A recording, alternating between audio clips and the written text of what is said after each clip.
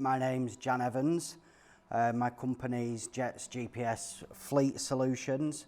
I'm passionate about helping companies run their fleets much safer and more effectively. A big part of that is the fuel efficiency. I first met Tommy, one of my very first customers, back in 2003, which was a plant hire company. 40 wagons. Tommy had worked there forever, and Tommy was always first to get into the yard. Now, he's a handsome fella, isn't he, Tommy? Everybody loved Tommy, all the drivers absolutely loved Tommy. He was first one there, you know, everyone got there, oh, Tommy, how are you doing?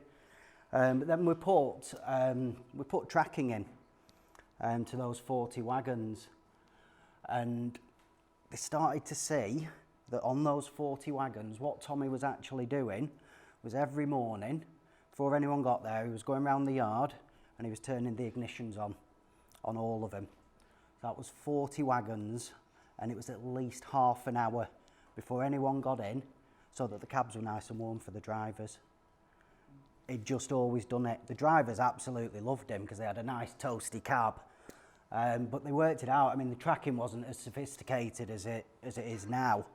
But they put a figure on it, and they worked out that for the size of those vehicles, it was about £11 an hour, just in wasted fuel for them to be sat there, burning fuel. So that's 40 wagons, £11 an hour. What were the figures? £27.50 per wagon per week, £1,100 per week across the 40 wagons, just in wasted burning fuel. 40 wagons. And it was just because they didn't know. They didn't know what it was doing. So they actually worked out, Tommy had been working there for 20 years. And they reckon he'd been doing that for 20 years.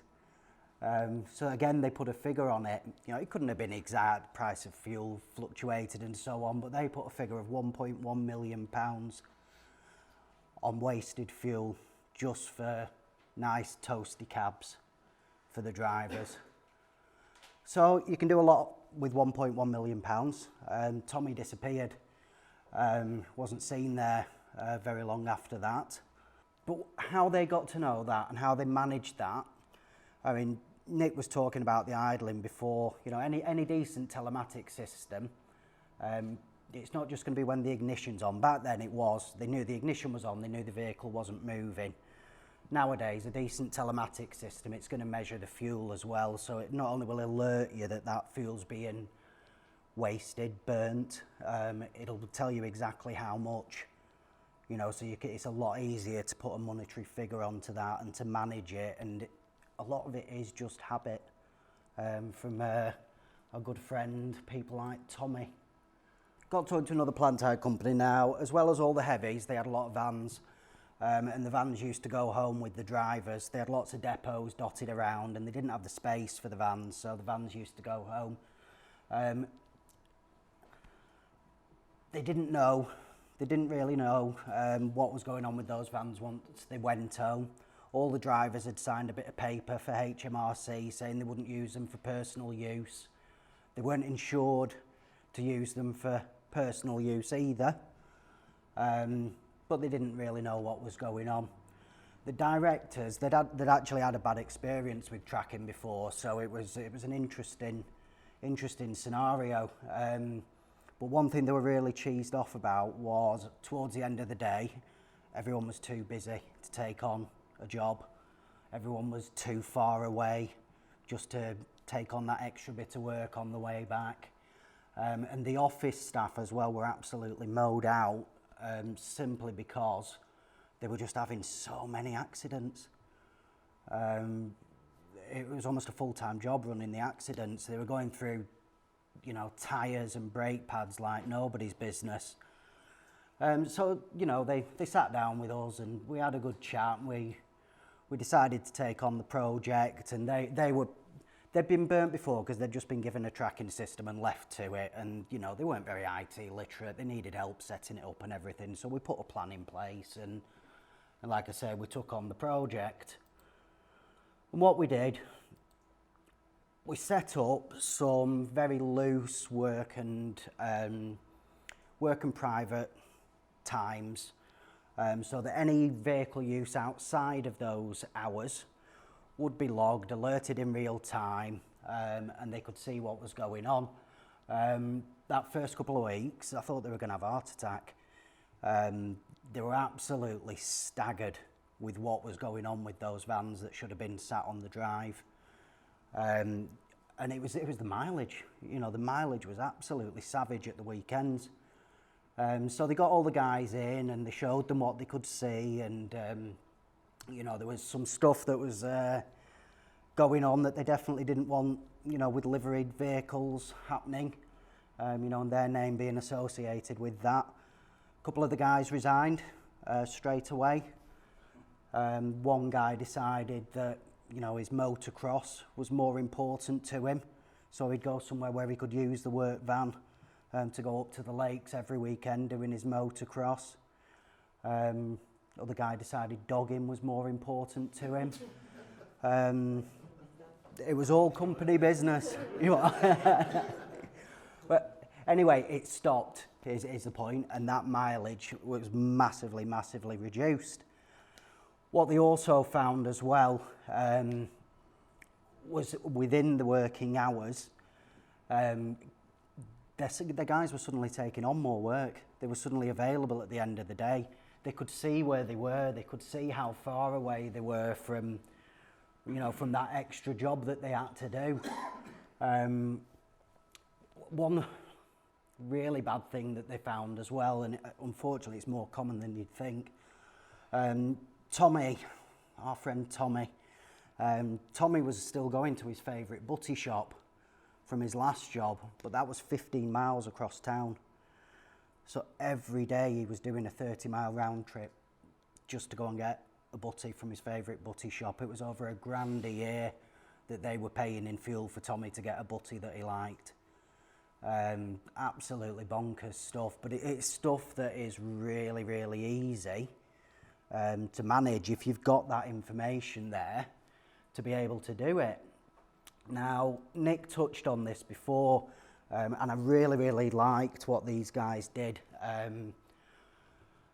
Accidents were a massive problem, but they didn't know how the vehicles were being driven.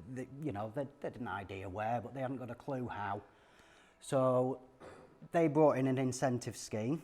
So they actually did a case of beer. So every month, the driver who'd improved the most, it wasn't the top of the table, it was who'd improved the most, who'd shown, you know, that they'd bothered to care the most. They just got to create a beer. It was like 12 quid a month that it was costing the company. But what it created was competition between the guys.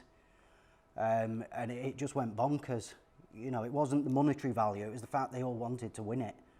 You know, and it snowballed. So rather than it going down the shame route, yeah. Pride involved in healthy competition. Correct. You know, they used to publish it, but it was good banter. You know, they weren't using it as a stick. And what they did as well, they actually linked in, the guys were on a monthly bonus on their salary. So they linked in the driver performance to the bonus. And they wanted to pay that bonus. The money they were saving on the fuel far outweighed what they were paying if every driver hit the bonus every month. So they were quids in. You know, the fuel efficiency was going great. Their accident rates plummeted by 60%. They made massive savings. Their insurance stopped being silly. They were getting more work done. But one really easy thing that they could put a figure on was in the first 12 months, it was a 25 grand reduction in their fuel bills. Now, strangely, they were getting more work done, so they were getting more money coming into the business, but their fuel bills had just absolutely plummeted just by implementing those very, very simple things. They've had that system in 7-8 years with us now. What types of vehicles were we talking about there? We're saying figures of 9 miles per gallon. Yeah, that's a different fleet. Okay. That was just for demonstration purposes. Yeah, those were heavies.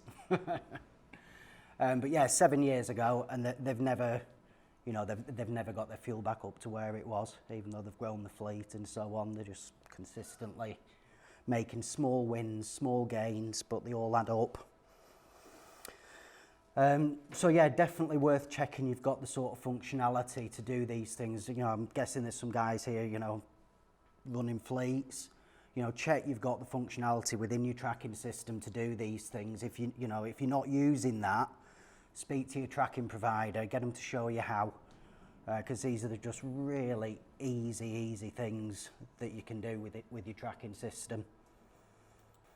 Okay, we do a lot of work with construction companies, maintenance companies, service companies where the vans go home at night, the drivers go to site, and they should be on site all day. So they shouldn't be doing anything during the day until they go home. They might leave, you know, they might go to a local butty shop, not the one that Tommy goes to. But one very easy thing that we did, it was actually a company, and they put this in. They didn't put it in for this reason.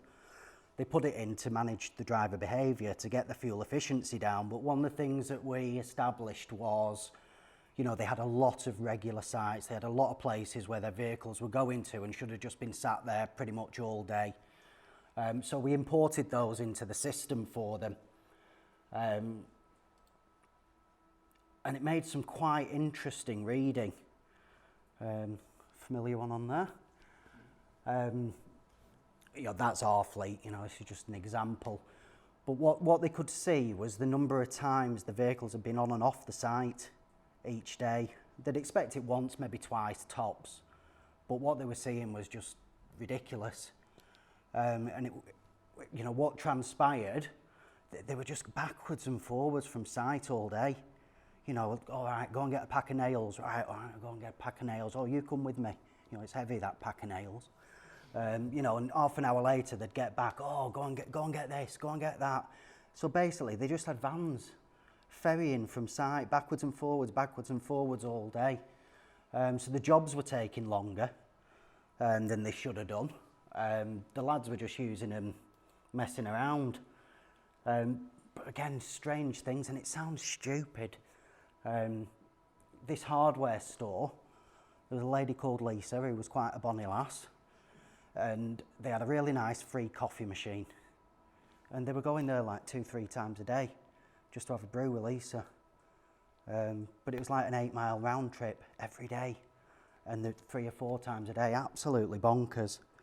It is again. It's nothing really sophisticated. It's just really simple stuff. It's just information, but it's just having that information and setting those parameters within the system so you actually know about it.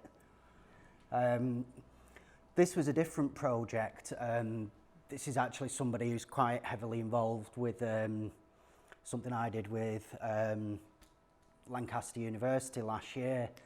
And they're very much looking at reducing their carbon footprint on their vehicles. So what they've done, they've gone with some route optimisation software, and what they've done is analyse where Tommy is now going, because Tommy had moved on again. You know, and Tommy liked going a certain way. Must be must be big into his environment, because he was always going for leisurely drives through the countryside and going on the scenic route they could see. But he'd always gone through these jobs in a certain order, always done them the same. Now these guys recognise that might not be the best way. Just because it's the way that people have always done things doesn't necessarily make it the best. So they analysed it for a few weeks. Then what they did, they put all those jobs in, pressed a button on the software, and it just put them in the most efficient order. They took it a step further. We put terminals in the vehicle, so they sent these routes out. The guys just picked off the routes, just followed it in the order, any deviation at all from that, and it was alerting the office in real time. It was alerting on the terminal to tell the driver that he was not doing what he should be doing. And they worked it out on a fleet of 10 It's only 10 vans, it wasn't a massive fleet. But on average, they were saving 10 miles per van per day by doing that. Again, not massive, but you put that on 10 vans, you put that over a period of time, and it's huge. Just by, stopping unnecessary journeys, stopping dog legs, stopping scenic routes that Tommy very much loved. And you see there, you can see the progress as well of any routes as well. So at any one time they could see exactly what was going on, and just manage it much more efficiently than, Tommy doing whatever he wanted. That's just a corridor there for any deviation. So again, we worked it out, 25,000 miles that they'd saved in year one, and we put a carbon figure on that, which was 18.1 tonnes, which just for something so simple is really, really easy to do. So as some of you might have gathered, Tommy isn't real. But all of those stories are, those are all real stories with customers that I've had over the years. I'd say every company has a Tommy. They have someone in there that's almost the fuel efficient assassin who's just not going to help you. So we want to help people find their Tommies and eliminate their Tommies so that we can get better fuel efficiency all around. Thank you very much.